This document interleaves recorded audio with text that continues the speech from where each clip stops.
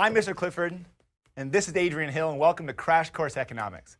Let's start by talking about something that most people take for granted. Is it grocery stores? Is it The Simpsons? Is it GPS? Is it goldfish? Is it frogs? Oh, it's probably these strawberries, right? No, I was going to say markets. But strawberries are great. Yeah, but where do you think strawberries came from? The ground, the farmer, the market, the grocery store, the miracle of life? Now look around you. Where did all that stuff come from? And who made it? And why? Well, the answer is simple, but it's underrated. It's markets. And for most of us, farms and factories and stores. But mainly, it's just markets. Can I have a strawberry now?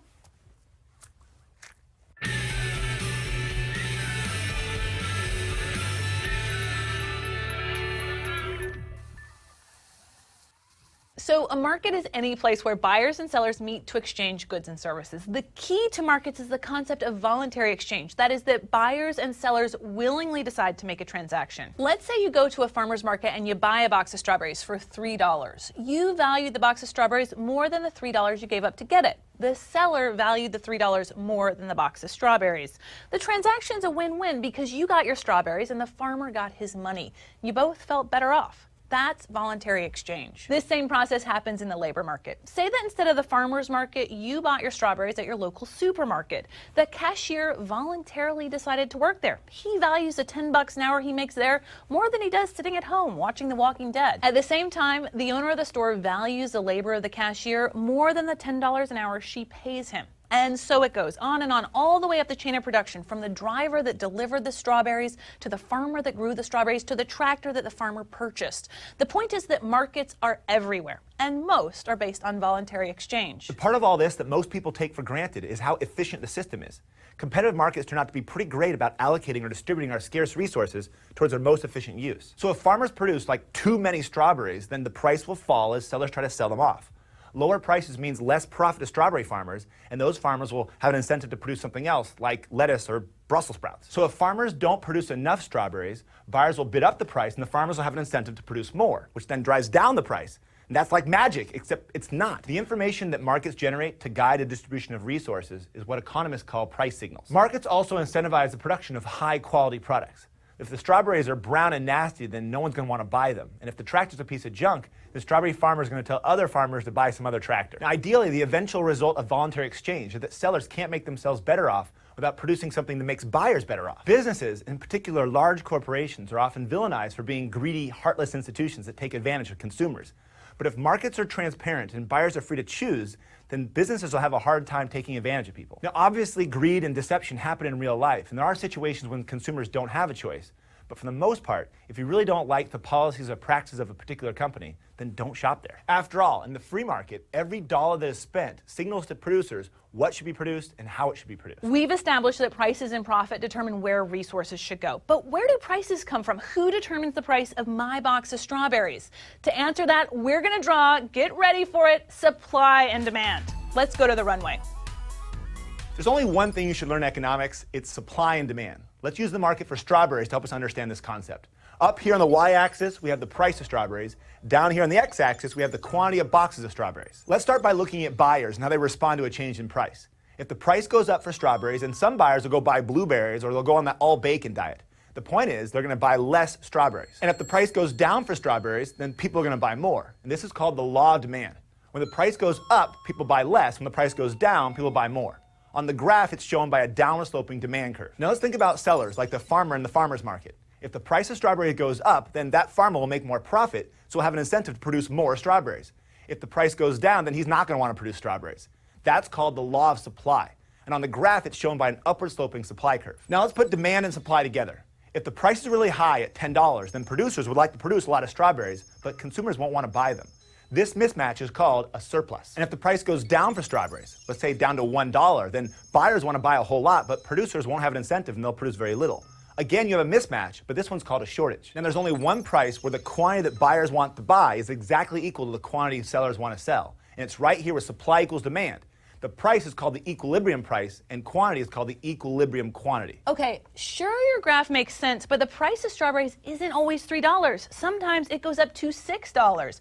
And at Whole Foods, local, artisanally grown strawberries, the fancy strawberries, can cost upwards of $12. But I guess Whole Foods is a whole other world where price has nothing to do with realistic economics. We'll stick to normal strawberries. In fact, the prices for all sorts of stuff change all the time. External forces can shift both the supply and demand curves, changing the equilibrium price and quantity. For example, let's assume that this graph shows the demand and supply of strawberries in the summer. What happens in the winter? Will the change in weather affect buyers' demand or producers' supply? Spoiler alert, it's supply. Colder temperatures make it harder to grow strawberries. The result is the entire supply curve is going to shift to the left. This is because at all possible prices, there would be fewer strawberries produced. That's it. This graph is just a tool that economists and everyone else use to show the results of a change in a market. I know it seems complicated at first, but there are really only 4 things that can happen in a market. Supply can decrease, supply can increase, demand can decrease, or demand can increase. Some people might want to talk about a price being fair or right. Well, that all depends on your point of view. The buyer always considers a low price to be a very fair price, while the seller considers it unfair, and vice versa. In general, economists don't really like to push opinions about prices. Voluntary exchange suggests that the price is there for a reason. For example, assume the demand for strawberries inexplicably falls, so the demand curve shifts to the left and the equilibrium price and quantity fall. Farmers might go to the government for assistance, but most economists would argue there is no reason to bail them out. The market's spoken. Strawberries are so over. Furthermore, if the government helps the farmers by giving them a subsidy, it would be putting resources towards something that society doesn't value. That would be inefficient. Luckily, every reasonable person on Earth values strawberries, so they continue to get produced. Now, the downside is the supply and demand model only applies to analyzing strawberries.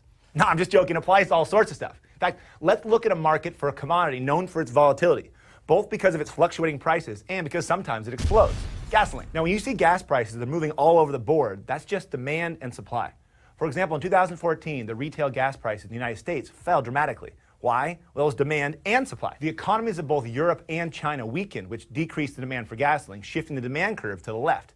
At the same time, new fracking technology and restored production of oil in Iraq and Libya caused the supply of gasoline to increase or shift to the right. The combination drove gas prices down by more than 40% per gallon. And that's it. Now you can tell all your friends you understand supply and demand. It's a big day for you. It's a big day. So markets and supply and demand are awesome.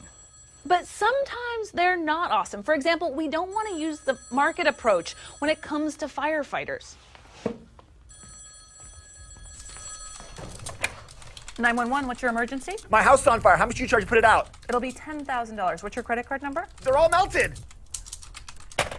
Okay, that one's obvious, but what about the market for human organs? After all, there's a huge shortage and thousands of people die each year waiting for transplants. Should there be a competitive market for human kidneys? A free marketeer would say, sure, why not? If a donor wants $15,000 more than he wants his other kidney, why stop him? Well, ethics. I mean, there's several problems that arise with an unregulated market for human kidneys. First is the moral question. Is it fair for a poor person who can't afford a kidney to die while a rich person lives? Well, probably no, not at all. Another problem results from the law of supply. When there's an increase in the price of kidneys, there's an incentive for people to steal and sell kidneys. In fact, the World Health Organization has stated payment for organs is likely to take unfair advantage of the poorest and most vulnerable groups, undermines altruistic donations, and leads to profiteering and human trafficking. I mean, all bad things. Now, that being said, why do 70% of American Economic Association members support some kind of payment for organ donors? Well, it's because you can solve some of these problems with the market approach, but the market must be regulated. Often, family and friends are willing to donate a kidney, but they're not a match for the patient. Economists generally support creating kidney exchanges, where pairs of willing donors are matched with strangers that agree to donate to each other's loved ones. In both cases, the supply of donated kidneys would increase, which would alleviate some of the shortage. Like we've said before, free markets are awesome, but they can't solve all our problems. Sometimes they need to be regulated, and sometimes they should be avoided. So there you have what for most people is the start, and for many, the end of economics. Supply and demand. Economists and politicians often like to refer to the interaction of supply and demand as laws, and we've done that too. But be clear, it's not an absolute law like the law of gravity. Well, as we've tried to point out here on Crash Course, economics is about human choices and their consequences. Even though supply and demand behave in a predictable way that we've seen in the models, we can't lose sight of the fact that both of them are reliant on humans acting as buyers and sellers. Our actions influence supply and demand in a way that they can't influence gravity, no matter how much we might want to. Whoa. That's After Effects. And that's something to keep in mind when you hear us or anybody talking about economic laws. Thanks for watching. We'll see you next time.